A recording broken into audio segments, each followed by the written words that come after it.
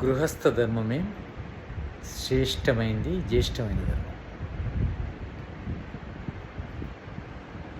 మన సిద్ధాంతం ప్రకారము గృహస్థాశ్రమము ఉత్తమమైనది. 4 ఆశ్రమాలు ఉంటాయి: బ్రహ్మచర్యాశ్రమము, గృహస్థాశ్రమము, తర్వాత వానప్రస్థాశ్రమము, సన్యాసాశ్రమం.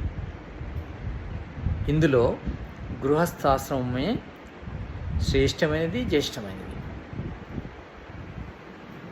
గృహస్థాశ్రమం లోపల భార్యాభర్తలు సమాన గుణకర్మ స్వభావాలు కలిగి ఉండాలి.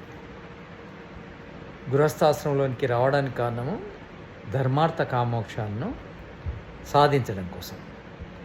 ధర్మార్థ కామ మోక్షాలు